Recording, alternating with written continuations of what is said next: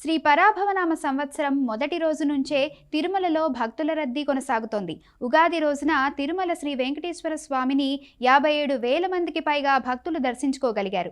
స్వామివారి హుండీల ద్వారా తిరుమల తిరుపతి దేవస్థానానికి 3,37,00,000 రూపాయల ఆదాయం లభించింది. వైకుంఠం క్యూ కాంప్లెక్స్లోని 31 కంపార్ట్మెంట్లు భక్తులతో నిండిపోయాయి. క్యూ లైన్లు బయట శిలాతోరణం వరకు విస్తరించి ఉన్నాయి.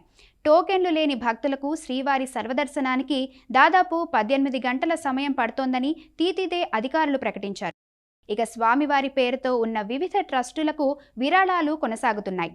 హైదరాబాద్కు చెందిన ముత్తా గౌతమ్ దంపతులు శ్రీ వెంకటేశ్వర అన్నప్రసాదం ట్రస్టుకు 10 లక్షల రూపాయలు విరాళంగా అందించారు. తిరుపతి ఎమ్మెల్యే అరణి శ్రీనివాసులు కుమారుడు అరణి మదన్ మోహన్ తమ జేఎంసీ కన్స్ట్రక్షన్స్ సంస్థ తరపున శ్రీ వెంకటేశ్వర గో సంరక్షణ ట్రస్టుకు 10 లక్షల రూపాయల విరాళం అందించారు. తిరుమల కొండపై ఇంకా ఉగాది పర్వదిన సందడి కొనసాగుతోంది. భక్తుల రద్దీకి అనుగుణంగా తిరుమల తిరుపతి దేవస్థానం అధికారులు చర్యలు తీసుకుంటున్నారు.